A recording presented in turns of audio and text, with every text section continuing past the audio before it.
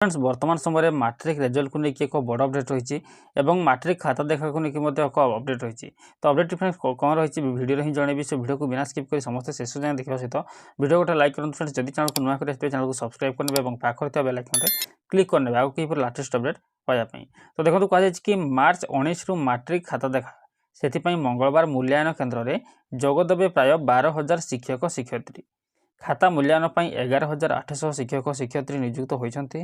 यह बाद प्रति मूल्यांकन केन्द्र में 10 जन मूल्यांकनकारी रखा तेज राज्य में मोट 51 मूल्यांकन केन्द्र में मैट्रिक सब्जेक्टिव खाता मूल्यांकन होबार व्यवस्था होती। तो राज्य में 11,800 हाईस्कल शिक्षक शिक्षयित्री मूल्यांकन नियोजित होती। 51 मूल्यांकन केन्द्र में सब्जेक्टिव उत्तर खाता कड़ा सुरक्षा व्यवस्था पहुंची। मूल्यांकन व्यवस्था स्वच्छता बजाय रखा और त्रुटि शून्य करने लगी बोर्ड कर्तृपक्ष सोमवार 30 जिला शिक्षाधिकारी समीक्षा बैठक कर तेबे खाता देखार नियोजित शिक्षक और अन्य कर्मचारी माने मंगलवार सकाल 10टा सुधा मूल्यांकन केन्द्र में पहुंचा निर्देश दी जाए। अवहेला कले जिला शिक्षाधिकारी माने कार्यानुष्ठान नेबे बोली सतर्क कराई दिया जायछि।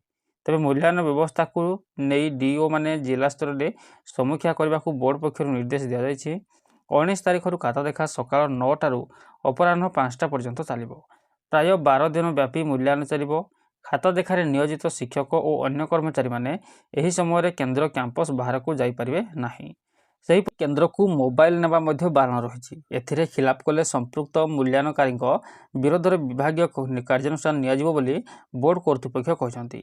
तेबे खाता देखा लगी गोटे यूनिट्रे जड़े चीफ एग्जामिनर 2 जन डेप्यूटी चीफ एग्जामिनर 2 जन स्क्रूटिनाइजर बोर्ड पक्षर नियोजित जड़े कैंप ऑफिसर मूल्यांकन केन्द्र होता विद्यालय प्रधान शिक्षक व सुपरभाइजर नियोजित होती। बाद प्रति मूल्यांकन केन्द्र में 10 जन मूल्यांकनकारी रिजर्व में रखा आवश्यक स्थले डीओ माने अधिक शिक्षक को यह मूल्यांकन प्रक्रिया रे सामिल कर सुविधा रही बोर्डर जड़े अधिकारी कहते।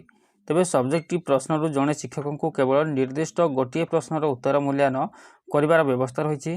एपरी संपृक्त शिक्षक दिन को 100टी प्रश्नर उत्तर मूल्यांकन करेंगे बोली सूचना मिली। सेहीपरि मूल्यांकन पर प्रतिदिन मार्क अपलोड कर बोर्ड पक्षर 300 डाटा एंट्री ऑपरेटर को नियोजित कर मैट्रिक परीक्षार्थी मैंने 6टी विषय 600 नंबर परीक्षा देते हैं। एथिरू 50 नंबर सब्जेक्टिव और 50 नंबर ऑब्जेक्टिव प्रश्न परीक्षा देते।